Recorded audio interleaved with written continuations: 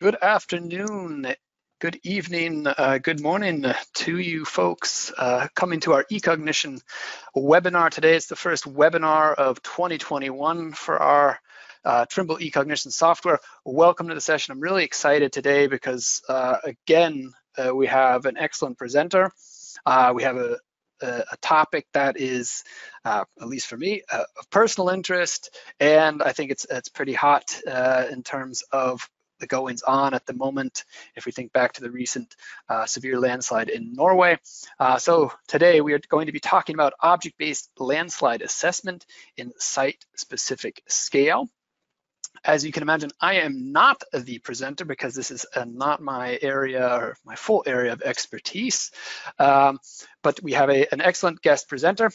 Before we get to Stratus, I'm going to give you just a brief introduction to Trimble eCognition. I have a feeling we have some folks out there that may be new to our Trimble eCognition software, and I'll just give you a fast introduction to this, and then I'm going to hand over to Stratus for his presentation, and then we'll come back. We'll have a block of question and answer at the end, which reminds me the rules of the webinar. And someone said, please share your screen. Absolutely, I apologize for that.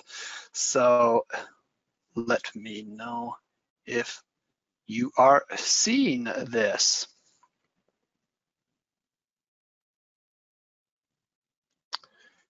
So just give me a thumbs up out there if you can see the screen. I already got some yeses. Very good. So you just missed a nice introduction, full slide. All good. We're at the agenda. Like I said, a brief introduction to our Trimble eCognition software. Then I'm going to hand things over to Stratus. He's the man of the hour here, talking about the research that he's been doing. We'll also be doing some question and answer. Some of you have already discovered the question field within our GoToWebinar platform. Very good. So the screen's gone again. Let's see, there we go. Should be back now. If you have questions during the webinar, you're all on mute essentially. That's or in listen only mode. That's intentional. So please submit your questions in the question field. I'll be taking some of these during the session.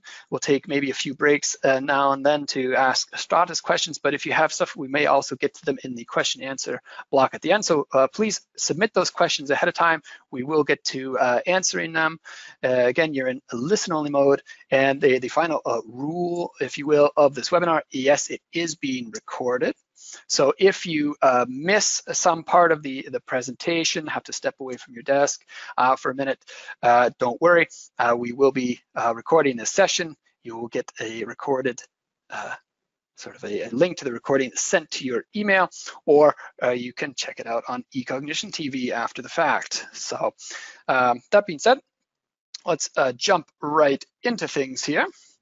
My name is Keith Peterson. I am the product manager for our Trimble eCognition software products. So hello to all of you out there that know me, and hello to you that do not.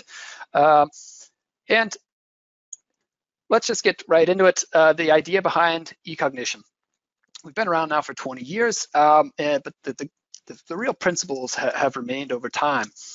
We are about replacing the manual workflow, so the manual extraction of features from, say, imagery or elevation data through the old techniques like digitizing through automated technology. So we provide various tools within our eCognition developer product, for instance, that you can use to look at imagery, elevation data, and extract features from those. So it could be a land cover map, it could be impervious surface mapping that you may be doing, or going after single features in the landscape, something like trees or buildings, cars, something like that.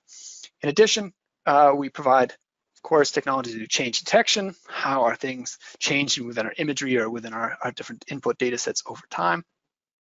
And all of this, the main goal is to automate these workflows, transforming our geospatial data into rich geospatial information. One of the real key aspects of the eCognition software is a concept we refer to as data fusion. This means that I'm not locked into just one input data source as a user. I have the potential to look at different data sources within eCognition, but more importantly, I have the ability to combine these different data sources within the software. So we can take the information from imagery or raster information, we can combine that with vectors and also point cloud data.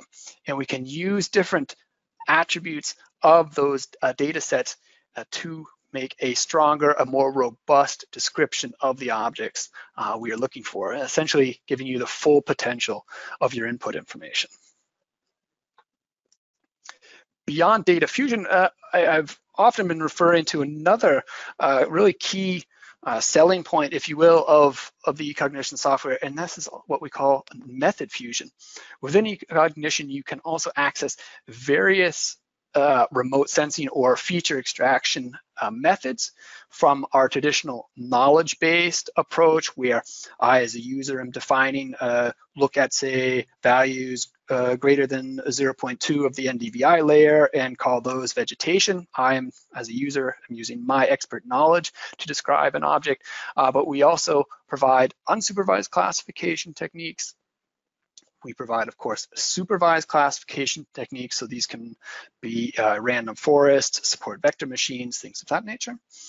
You have access to computer vision, so that you can also consider template matching approaches. And say more recently, at least in our mainstream use, is accessing deep learning technology. So we can look at classifying, finding objects based on convolutional neural networks. More importantly, again, the fusion aspect, you can combine all of these different types of classification techniques within a rule set.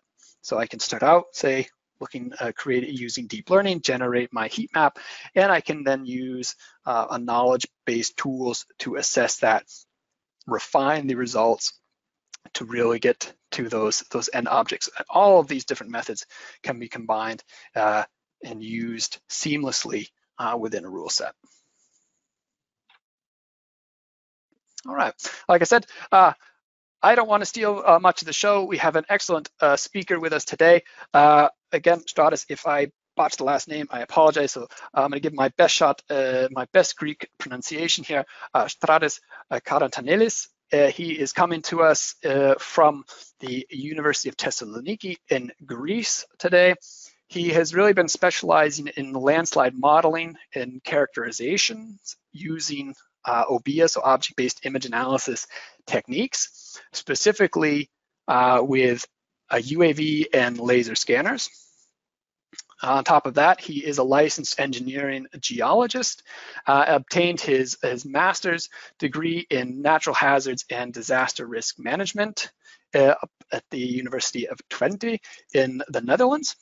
And he has been engaged in a number of different national and international projects for natural hazard management and assessment over the years.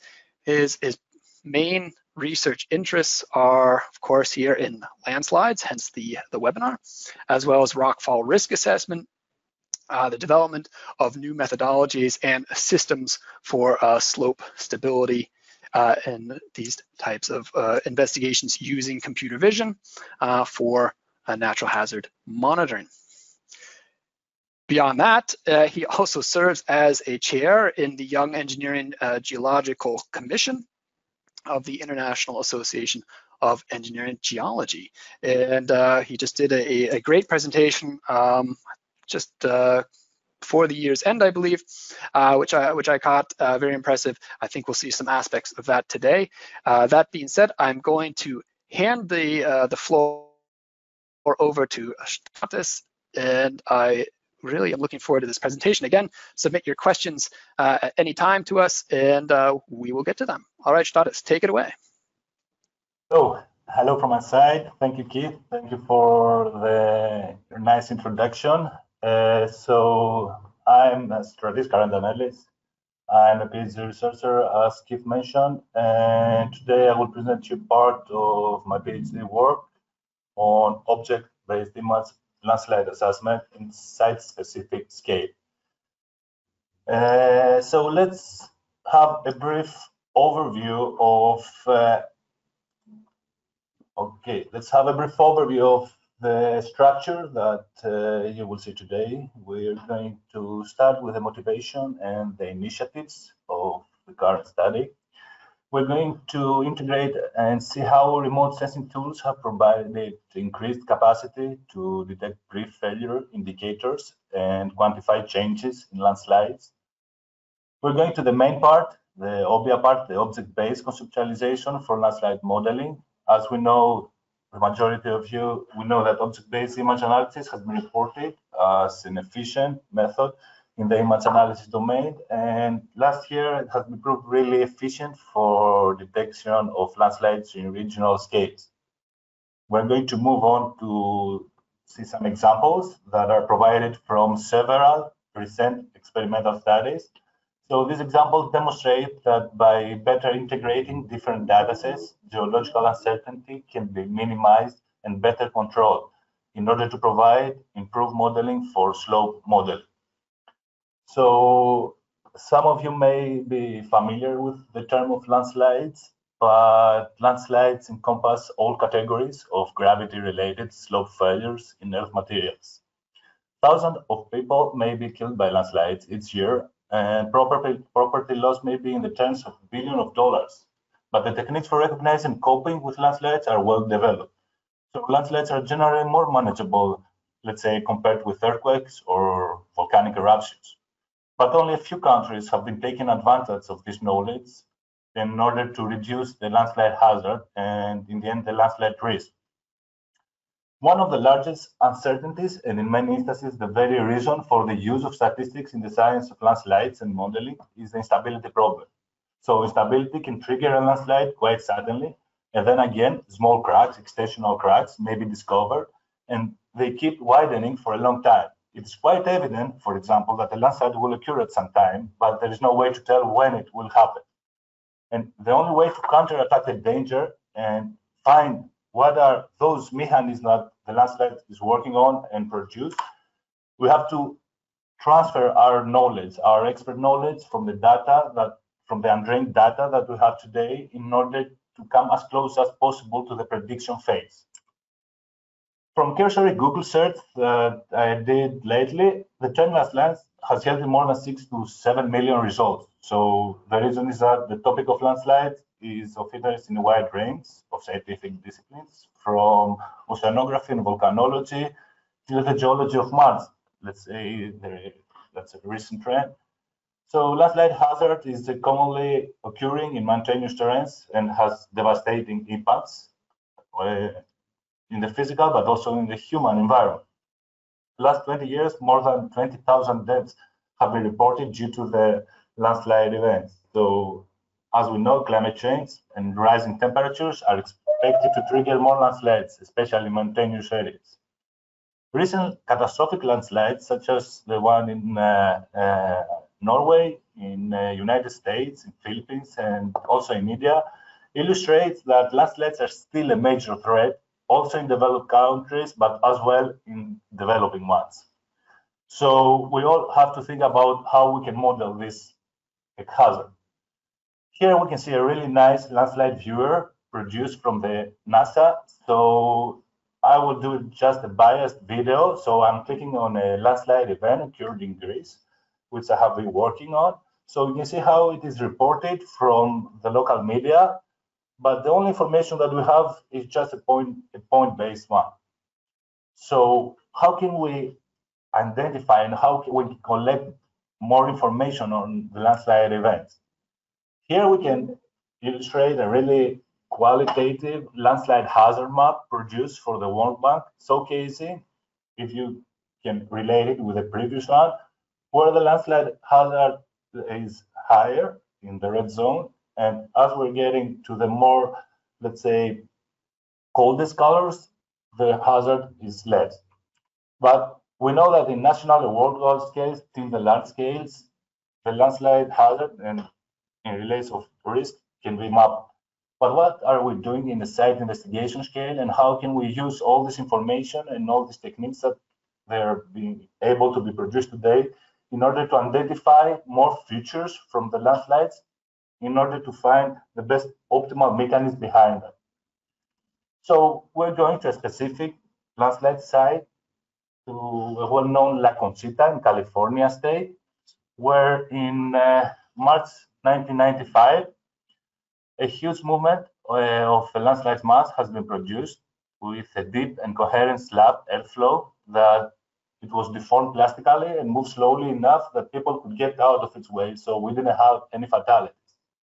The problem comes after 10 years, where in the same place we had another landslide, but with a completely different mechanism. So was a shallower remobilization of the very same material into a very rapid, highly fluid debris flow that buried more than 10 people.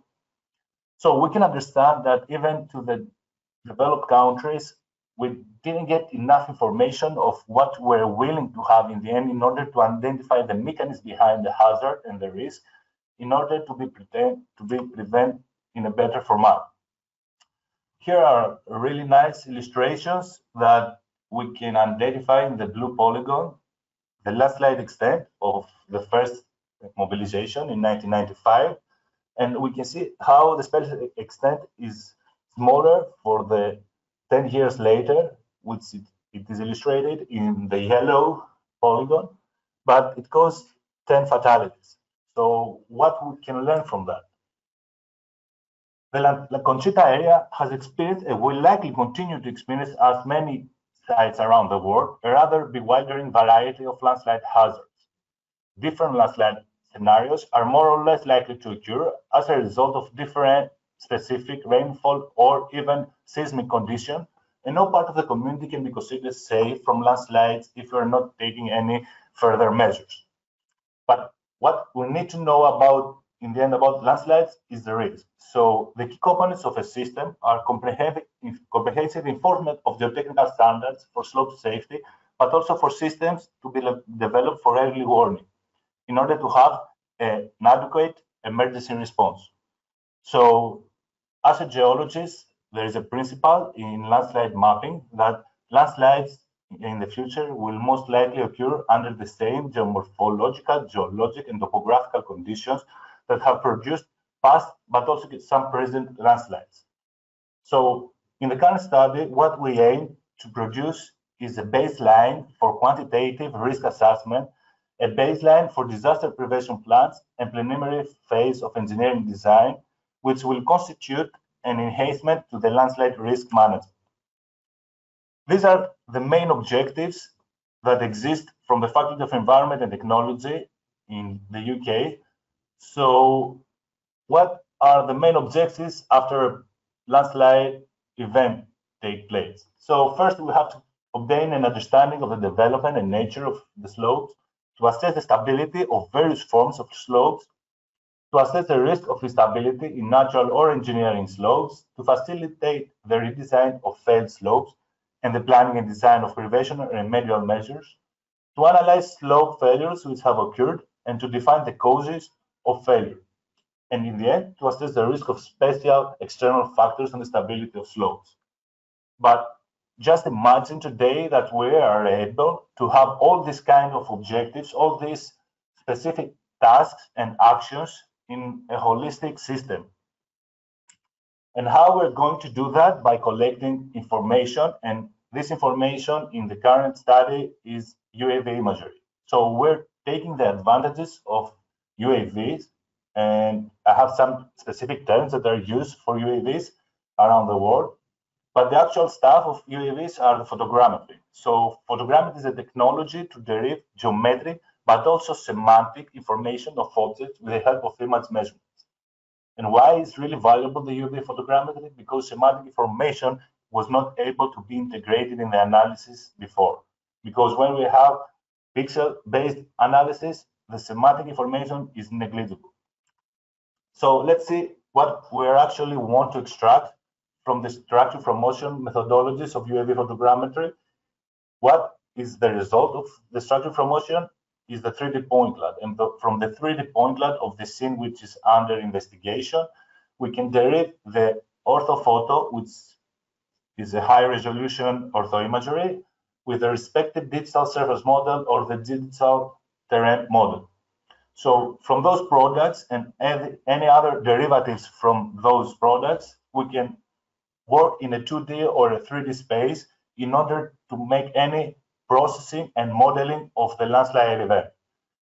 So you will ask why we're using those platforms, because today the advantages of the integration of OBIA and UAVs compose the optimal analysis for rapid, efficient, and low-cost mapping, future extraction, and in the end classification of landslide events.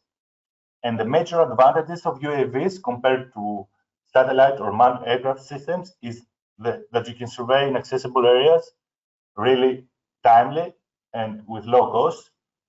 The different forms of data that you can produce, once again, with a low cost, and the flexibility, repeatability, automation, and reliability of the datasets. Of course, there are some limitations, such as the weather dependent, which today there are platforms that they can be able to fly also under heavy weather conditions, but also the legislation on the area that you're flying. The products and the actual actions of geological engineering is, and what are the outcomes that we can extract from UAV photogrammetry is, we're starting from the video and the photo interpretation. We're going to a kinematic analysis when we have individual events such as rockfalls. We can have a semi-automated or manual mapping, a landslide characterization or classification of the scene, preparation and data analysis in order to derive the numerical inputs for the modeling. And in the end, but also really crucial, is the change detection or the deformation analysis that we can derive from the products. We can start integrating whatever product we can be able to acquire. So from the UAV photogrammetry, we can acquire 3D point clouds, digital elevation models, orthophoto, but also contour maps and volumetric changes. So as Keith mentioned in the introduction, we can integrate different kind of data sets. We can fuse our data sets, even if it's a vector or a raster or a point cloud, we can derive different kind of information in order to have a better classification agreement. So today we know that the emerging technologies such as artificial intelligence, machine learning, deep learning are rapidly proving their value across many industries, aiming to automate repetitive procedures with high prediction accuracy. Especially in the geological domain, in the geotechnical domain, this is something not so mature regarding with other disciplines. So we can include the machine learning and artificial intelligence in different phases of the analysis, starting from the data collection to the information extraction for prediction, but also for decision making. So we know that machine learning and deep learning techniques heavily depend on extensive and accurate training and validation samples for image classification and accuracy assessment. Today, eCognition has enabled to use our knowledge, the expert knowledge, in order to produce fully interactable data sets in order to extract our information and classify our scene. Let's go to see how we can start from the reality, from the scene that we have, and how the interoperability and integration of different kinds of data sets, such as the ortho, photo, and the digital model, can create really intelligent models that can integrate it and can be fully automated in a change detection format in order to produce a really semantic integration and knowledge formalization in order to have an intelligent model, an intelligent system that can be a 3D model, a point cloud, or a digital elevation model that provide explicit positions of the ground objects or images. So it's a new related topic. The 3D analysis is here and will stay for further analysis. So let's go to the workflow in the current study. We're starting, our goal is to identify and characterize landslide phenomena from passive and active 3D imaging technology. Our first stage is to develop an efficient system in order to collect landslide data from these platforms. So in the end, depending on the case site that we're working, depending on the inclination of the site, depending on the vegetation of the site, we should adapt the UAV flight path or the TLS acquisition, depending on the properties and the variabilities of the site. The next phase is the pre-processing and the data fusion of different derivatives from the UAV in order to acquire as much information as possible in order to move on to the next stage, which is the object-based image analysis stage, which the three distinct phases of segmentation, classification, and quality metrics are providing the optimal landslide modeling procedure for site-specific scale. Let's have a schematic overview of how our workflow is moving on. First, we have a pre-field work of our case site. So we have the beautiful case site in Santorini, we will discuss later. So we have a pre-field work with some analysis and extensive literature review. We're going to our case site, we're collecting imagery with the UAV platform or the TLS sensor. We're having some measurements in situ. The next stage is the structure from motion procedure, where we're creating a 3D model from overlapped imagery. And from the imagery and the 3D model, we have our orthophoto and the DSM. And from those models, we create the inputs for the segmentation phase in order to use this information with the expert-based rule set to identify and produce detailed and accurate maps of our scenes. Why we're doing that? I have been asking in many conferences the same question, why you're using an object-based framework and not a pixel-based? Because the motivation for applying an object-based approach is that the expected result of many image analysis tasks is the extraction of real-world objects. So how can we have real-world objects, real-world boundaries when we're based solely on pixel values? So today, with the advanced modeling actions that we are able to provide via the object-based analysis, we can take into consideration except the spectral properties, also the size, the shape, the texture, but as well the context from a neighborhood surrounding the pixel, and use a segmentation process depending on what are our outcome and iterative learning to achieve a semi-automatic classification. So we can identify that objects are closer to human perception rather than pixels. And in order to produce an effective and efficient image classification, landslide modeling, we have to be based in a great part on expert cognition. So we're in the current example, we've fused the UAV data. So we're fusing 2D data with 2.5D data in order to extract as much information as possible to identify features. And we're using the human cognition integrated in the OBIA script, merged with OBIA script, by using intrinsic, topological, and contextual information to transmit our knowledge to the data that is produced.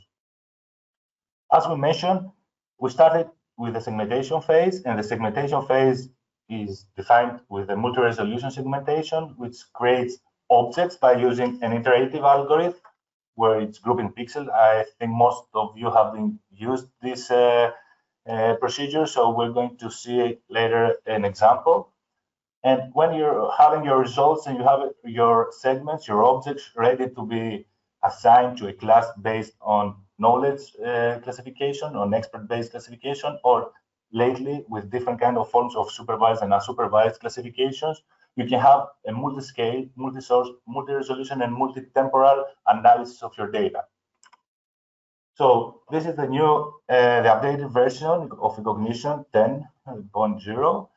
Yeah, I think there are a lot of advances with the inclusion of the CNN and the different kind of derivatives that you can extract and you can include in your analysis. So we're talking about a platform that is fully interoperable and dynamic. And by meaning that, I say that it has the ability of different information systems and applications to exchange, to analyze, and to cooperatively use data in a coordinated manner in order to provide timely and seamlessly abstractions of information in order to optimize assessment procedures, and especially for landslide assessment, to produce objects that are ready to be classified as entities. It's really valuable. So here is a small example of segmenting our scene. We have a landslide scene. where we use the multi-resolution segmentation. We have different layers. We have the RGB values, the RGB layers, the digital surface model, the hue fade, the slope, and the aspect. So we're using this kind of information in order to provide a segmentation based on parameters. I'm not getting into detail of the techniques of the specific weights that they're used because it's just an example. So we have a scene that is segmented. We have some noise in our scene. So we're providing some rule set, some expert-based knowledge based on our scene. And we're having our objects, our entities for analysis ready to be mapped. So in the current example, let's see how we parameterize our datasets. We used the orthophoto, the digital surface model, the hue shade, the slope, and the aspect, and we identified some specific ontologies. We wanted to classify our scenes based on landslide and non-landslide objects. So in the non-landslide objects, we had elements such as building roads, and we had cracks and fissures that they are also in as a landslide ontology, but they were in a different hierarchy level, but also some vegetation. Regarding the landslide ontologies, we have the scarp zone and also the depletion zone regarding a rotational slide. So how we're gonna parameterize that? We know that, especially in OBIA, they can be generated dozens and sometimes hundreds of variables for classifying imagery. Especially for UAV imagery, the number of features in each object can exceed hundreds of that at each scale. So when we have finer scale, when we have a smaller absolute number of scale, let's say, we have a higher number of possible features for each object, because the high number of features also complicates the construction of a classifier sometimes.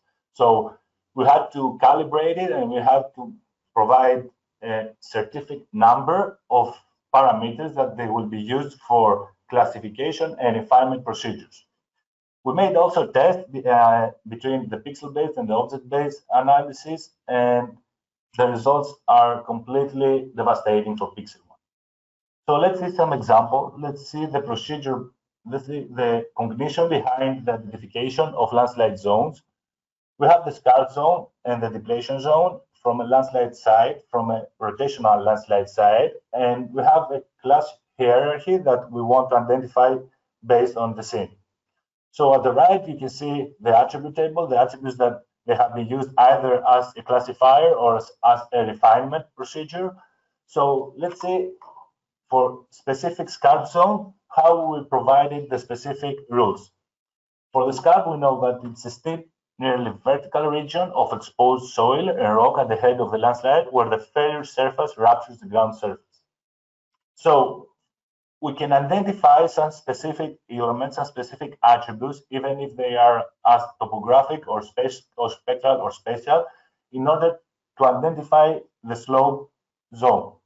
For example, we know that scarp is really steep and concave compared with the zone of depletion and accumulation. It has higher elevation and slope values, and regarding the slope, we're meaning the degrees. We know that the length width, and regarding the length width, please check is the white dotted line. So if you compare the length width attribute extracted from eCognition, you can identify that it has higher values compared with the depletion zone. We used some convexity ratios in different angles in order to identify the scarp zone compared again with the depletion zone, and the main direction in order to make neighboring relationships among the objects.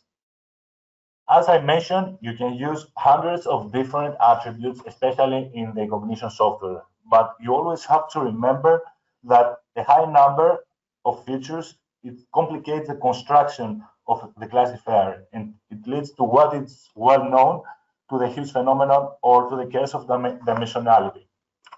So right now, we're going to travel in the Greek territory, and we're going to start our trip by moving to a really nice and beautiful sunset views.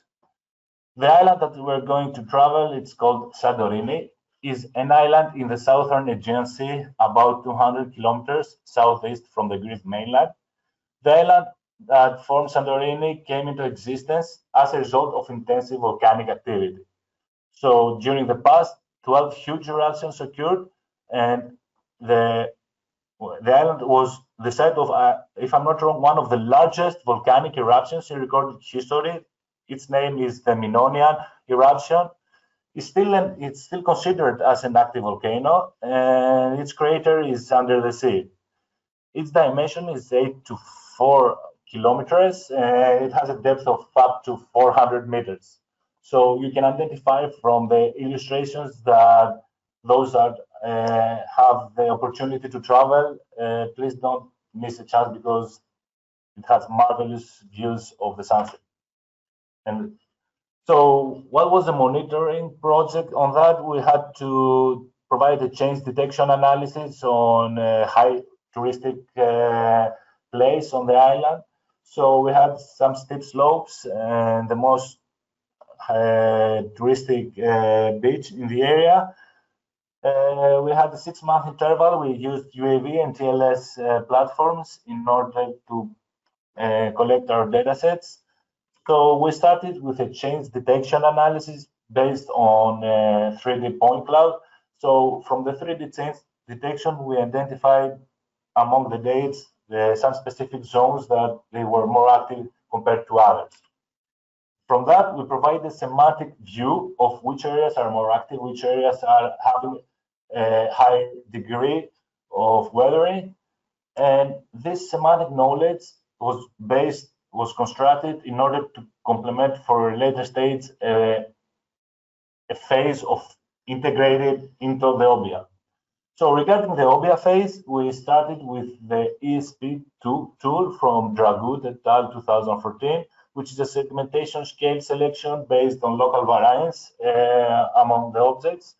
So in our framework, we start with the different flights with perpendicular to one to another. We're collecting our imagery, and we're creating with the structure from motion techniques and approach our 3D point cloud, which is stored with the imagery and the respective date in a geodatabase. From the 3D point cloud, RGB orthophoto and the digital surface model is creating and its derivatives. And based on the ESP2 tool, we identified segmenting all the layers with the same weights in a hierarchical approach, 3 different distinct levels. So in the coarse level, we have the landslide and the non-landslide case side, following by the in-class of landslide, the scarp zone and the accumulation zone, the vegetation zone, which was also included in the non-landslide and in the landslide class. And in the end, in the finer scale, we have the fissures identified based on their shape and colors, and some external assets such as road and buildings that they were inside the scene. In the end, we have the data visualization, the respective polygons with the spatial, spectral, and topological information, which was also been in storage in a geodatabase for further analysis. At the left, you can see how future analysis and in their significance has been for the 2K side. Now we're in the case side of red bits, and now we're moving to the Proussos. Before going to Proussos, let's see a nice example, a nice illustration of the hierarchy and the workflow. We used 3 distinct levels. Level 1, it was the finer one, to the level 3, which was the coarser one. According, the scale was smaller for the level 1, and we went to higher scales to level 3. At the right, you can see some illustration. We started with a whole scene, segmenting the whole scene, identified the vegetation and zones that they were not included in the landslide zone. So in the end, we had only the sites that they had to be analyzed as sites of interior landslide, so as scarp zones or depletion zones. We had 3 distinct levels of segmentation, as it can be illustrated in the middle. And in the end, at the bottom right, we have the final classification stage with the vegetation and the cracked features, the landslide category, including the deposition and the source zone, but also the non-landslide, which included the rest of the bit. We can see from metric analysis, from evaluation of that we performed, that until today, they were not a significant, but established method in order to evaluate their agreement. And by saying their agreement, the reference, the manual map area that was used as reference was not as precise as it should be according to the regulations of landslide mapping. And why I'm saying that is because even in a high resolution UAV data, you're not able to manual map the actual meaning of a landslide. So what we're showcasing is that the difference that may occur may be more accurate than the actual difference that is produced from the manual map difference. So some food for thought now regarding the segmentation states. We can see that until today, there are many different methods that they can be used for segmenting a scene. So the same scene can be integrated with finer scales, reducing, resulting in a higher number of objects and segments, while you can go higher and have higher values of segmentation scales, and you can relate to objects that are really close to what you expect. In the end, what you should identify is whether you should have an over-segmentation or an under-segmentation in order to identify the entirety of your analysis. So from the point that you can identify the actual point of your analysis, you can be able to extract all the information that you have as a prior in a prior study and develop your rule sets based on your case study. Now we're going to the mainland. We're going to another case study that is across a road network, the only road network going to one of the most famous monasteries in the area. It's called Proussos, and at the top right, you can see the time of the failure reported from local authorities. And you can see some nice images and the actual extent. So once again, what we did is we provided the change detection analysis from 3D point clouds. And after providing this knowledge and identifying where are the zones that we suppose more importance, we moved to the OBIA part. The actual work in this study was that we provided the same workflow, the same OBIA rule set in the previous case that we showcased with the one that we are presenting now.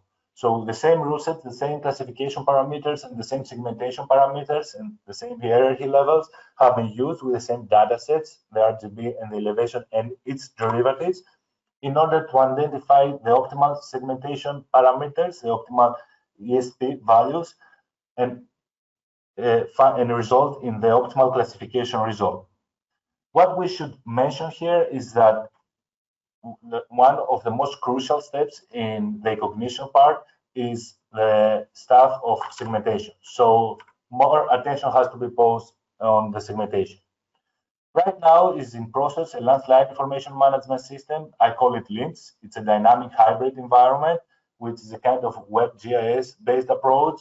It has tabular and graphical data, and it has a complete interaction and linking with OBIA. So all the data that is produced from the OBIA part, it can be integrated and it can be merged with different kind of information in a database by main categorization as a core, detected, or supportive attributes. The whole work is harmonized with different kind of frameworks and guidelines, such as the INSPIRE framework, the World Landslide Forum, and crude and advanced relations. I would like to post also that the research article is under review with different kind of different machine learners have been tested against the trial and error and against different scale parameters and configurations in order to identify the optimal for detecting landslide zones. So what we did was we compared the machine learners with the trial and error. I would say more in a few months for that. So by concluding, landslide ranges from slow to dangerously rapid. they will always occur in the future. So areas with steep topography, intense rainfall are particularly susceptible to hazardous mass wasting events. Remote sensing technology in UAVs can provide the ability to obtain precise and accurate information in 2D and 3D space with ultra-high spatial, spectral, and temporal resolutions. OBIA has been proved efficient for landslide semantic labeling, which can lead to better characterization and modeling, multi-temporal object-based monitoring for slope improvement, and I mentioned the LIMS database will provide an understanding of the geomorphological and geotechnical behavior. But what about evaluation? We need to provide better and more optimal geometrical and thematic evaluations. So the validation procedures should be adapted to an object-based environment.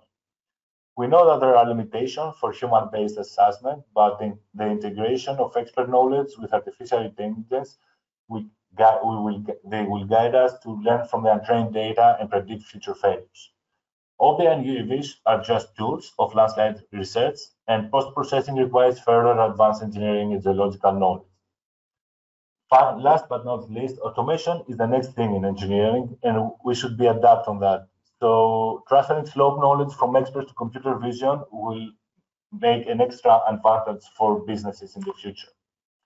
Some future directions, some complete 3D analysis and point cloud entities, it will give more information and we can extract more information from that. Inclusion of multivariate information for training the CNNs and the machine learning classifiers will be an extra asset in the future. So it will be a good initiative to start building up an infrastructure to integrate models in ultra-high spatial resolution.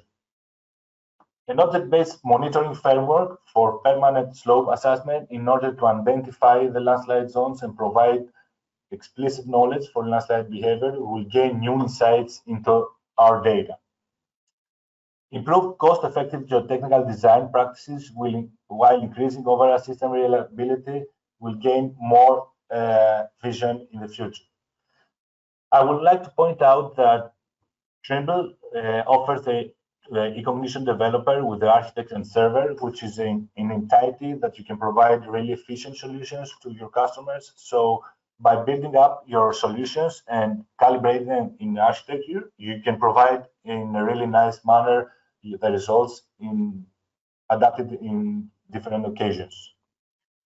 So today I wanted to share some tips from my recent work to help you get clarity around landslide modeling goals, values, and vision for the future, so we can start taking action from a place of alignment.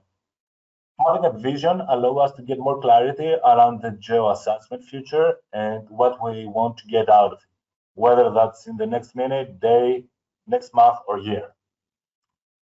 I would like to thank you, my supervisors, Professor Vasilis Marinos and Emmanuel Vasilakis, for their continuous thoughts. And of course, I have to give my appreciations and my special acknowledgement to Trimble eCognition team, and special to Keith Peterson for their continuous support during the current project and the current PhD work.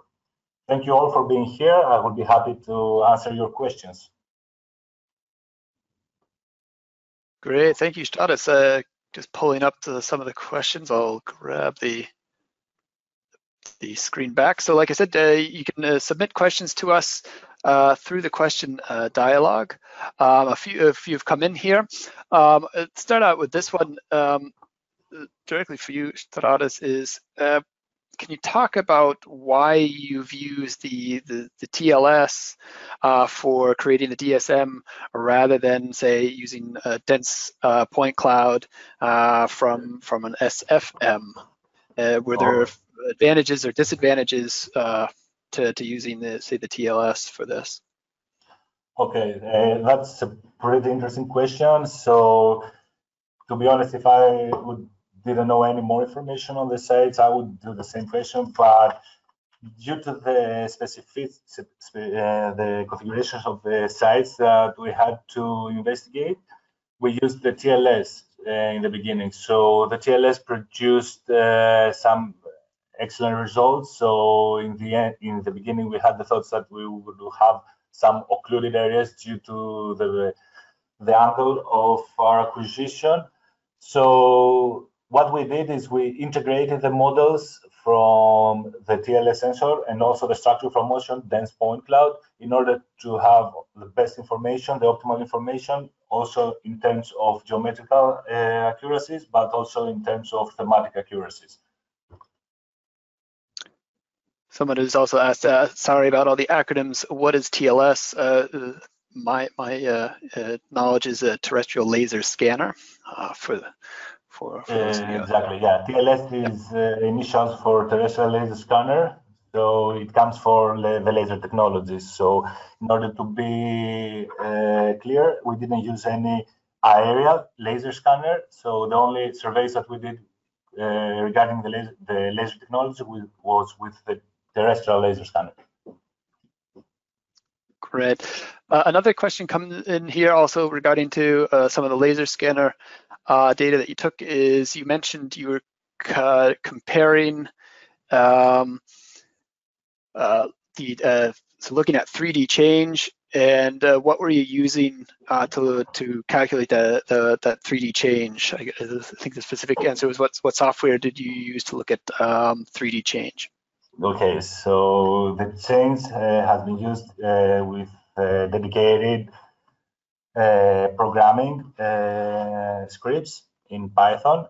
The issue that I would like to point it out here is that the 3D change detection was used to integrate the semantic knowledge of the results of the change with the object-based framework. So by having the information in an object-based environment and integrating the change detection, we can, in the 3D space, of course, we can have a more detailed and accurate information of the specific zones that we are producing. Great. The question that I think came in here, where to get high resolution data to map and model landslide specific sites. I think in your case, you were using UAV data, so you were capturing this data. I think this is more general. Are you aware, Stratus, of other sources for such high resolution, or maybe what resolution do you feel is required to get the results that you were targeting? Yeah, so that's also a good question. I think it's always regarding the actual object of entirety that I mentioned during the presentation. So depending on the scale of the site that you're working, the datasets that you're required to have is at least, let's say, 30 to 40% the object entirety that you're willing plus the pixels. So to be more clear on that, if you have a landslide that is 5 meters in length, you need data that it should be at least 10 centimeters. If it's a landslide, the depletion zone or a scarp zone that it's 5 kilometers or 2 kilometers to be realistic, it's not so easy. It's not so easy to fly, let's say, a UAV if you have the ability to acquire high resolution satellite datasets or manned aerial imagery. The actual point of this study is that we would like to provide a low cost, effective, and efficient plan to acquire high resolution imagery. And the platforms that we're using to produce those datasets are commercial platforms, and they are not, let's say, programmed or specialized platforms that can be able to be equipped with multi-sensors or TLS or laser scanners. So we're using just the RGB imagery. Yep. The question came in here. I can try and field this one. Is how does eCognition manage to work with 3D point clouds? So within eCognition, you can bring in your point cloud data as the LAS or LAZ format, and we read various features that are included in that point cloud file. So it's not just your Z values or your elevation values. We can read all the intensity values. If that point cloud has any RGB associated with it, that can also be read in if your point cloud has classification. So if you refer to some of those ASPRS point cloud classification fields, those are all supported within eCognition, and of course you have access to that data via what we call features within eCognition. One question here, Stratus, is some of the examples you showed or look to be, say, more recent, fresh landslides. Does this method that you have also work on older landslides, historic landslides? Okay, so it depends on if we're talking about a geological time. So when we're talking about an inactive landslide, we're talking about a landslide, a historic landslide that is fully vegetated. So by having landslides that are fully vegetated, depending on the height of the vegetation, you can use or you are not able to use a LiDAR sensor. And in these cases, it will be really effective if your canopy is high enough to penetrate the LiDAR sensor. You can use a UAV laser scanner to produce high, let's say, high efficient data in order to identify the landslide zones. But again, it depends on if those zones, if the scarp zone, it has the geomorphological features, the signatures that you are being able to identify. I hope I answer the question. Yeah, no, I think that's pretty good. Another one, because you mentioned you're using imagery here, is how did you deal with shadows or shadow effects in your orthophotos? Yeah, I mean that's exactly where it comes eCognition, and that's what I meant with a platform that is fully interoperable, and the end user can interact with that. So when you're using a rule base or you're using a supervised classification, there are distinct parts, there are distinct phases that you can use in order to neglect any occlusions. But even if there are occlusions in your data, by refining with actions, let's say with stringing or growing and merging actions that are being able to integrate in your analysis in the eCognition, you can neglect those areas really easily. It's not, I mean, we have to think about that. We're not thinking about pixels and we're not having the pixel intensity values solely. So we're having a relationship. We have different kinds of information that we can integrate even as a relationship, even if it is a direct attribute. Great. I think we can take one or two more here. Here's a good one.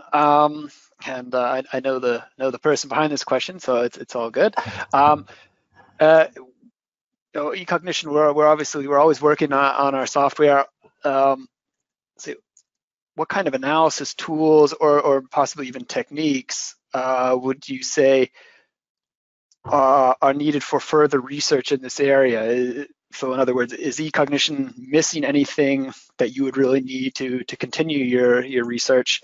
Because right now it's the best time to voice those wishes. You have the product manager on the line here, and I can always put in a good word for you. So yeah, that's a good time. I think. I mean, I think there are eCognition has more than we need for this analysis. For example, for landslide analysis, what we should build up is the concept and how we can integrate different kind of information in order to identify the features that we're able to identify as experts. So for me, a really good initiative that I can believe that after that eCognition is full capable of doing whatever can be done is integrating the 3D information, not just as a point cloud, but also in a voxel-based environment. Of course, it's a different environment, it's a different kind of information and different analysis, but by integrating completely the 3D information in the completely 3D space, because right now we're having only the information that comes from the point. So I think we can have all of it. Perfect. And I think we'll take one more here. This one refers to the rule set and the features that you were using in the different case studies that you showed here. Were you able to use the same rule sets or rules and features for both, or did you have to modify some of those values moving from one area to the next? Yeah, so what we perceived before doing our analysis was to normalize our indexes. So we normalize our layers, the segmented layers, so we have the normalized information from them. The same parameters and the same also segmentation, but also the classification parameters has remained stable during the two analyses. And with some, of course, the first fact that we would like to keep in the current study was to see how the transferability would work. And of course, we could just define and modify some of the thresholds, and we could have a better results. But the actual transferability of the site was close enough with the actual implementation. Great. That's one of the ultimate goals here within eCognition is not only automation, but part of the automation is also transferring your work and being able to apply it in different areas, different data sets. So that's always a positive outcome. So I think we're just over the top of the hour. And before we totally sign off, I just have one little reminder to make, is that we recently released eCognition Suite version 10.02. It's now available online, so you can go to our website, www.ecognition.com, and grab the most current download. It has some nice little bug fixes in it. If Niels Eriksson is out there, we've got some nice fixes for you. Thanks for reporting those, and everybody will benefit. So that's available now, so please download. And also, if you're looking to get more information about our eCognition software, we have lots of resources available, starting with our eCognition community and knowledge base. So you can go to again to our website. Everything revolves around ecognition.com, and you can get access to these resources. You will find great material within the community, not only discussions but tutorials, as well as lots of sample rule sets. So if you're looking maybe on ideas, you can find this type of information here. Also, that ESP tool that Stratis mentioned is available through the community. Social media, we're always active here within various channels. For instance, we have our LinkedIn group. So if you want to join the eCognition LinkedIn group to get all sorts of updates, tips, and tricks, please do that. We have eCognition TV. This is one I'm a huge fan of. We just reached 1,000 subscribers recently. Like I said, the session is being recorded. We'll make that recording available there in 1 or 2 days. Give us a chance to upload it. But you also have access to other great material there. I'm a big fan of the eCognition Deconstructed series, where we go in and really describe some of the algorithms that Stratis has been talking about in quite a bit of detail with theoretical and practical examples. Also, of course, we offer support, so you can contact our support team. Again, you can go to ecognition.com and launch your ticket directly from there. We have the eCognition blog. I contribute to this quite a bit, all sorts of news, but also great customer stories and reviews of various projects that have been going on with eCognition. And you will also find links to any of the papers and things that we reference here. So you can go to our blog for that type of literature. There's documentation. You can go through the online help, where we're getting this more and more interactive as we go along. Of course, webinars, we're always doing that. If you have a certain wish for the webinar, again, go to the eCognition community. We have a wish list. Let us know if there's a specific topic that's been really eating at you, something you want to hear more about, and we'll be happy to consider that in our upcoming webinars. And training, we have a number of online courses. You can go to learn.trimble.com, or again, just remember the one URL today, eCognition.com, and you will get access to our training courses. And we have some great courses there that are also available for free. Anybody who's looking to transition into deep learning, how to apply deep learning within eCognition, I can only recommend the Introduction to Deep Learning course we have within eCognition, available for free on learn.trimble.com. Go check that out, and I think you walk away all the better on how to leverage this powerful technology within eCognition. That being said, I again want to thank you to Stratis. I really enjoyed the presentation. Wonderful illustrations in your slide. I think it's very fascinating work that you're doing, and hope to see you back in the webinar series someday, or maybe contribute to the blog.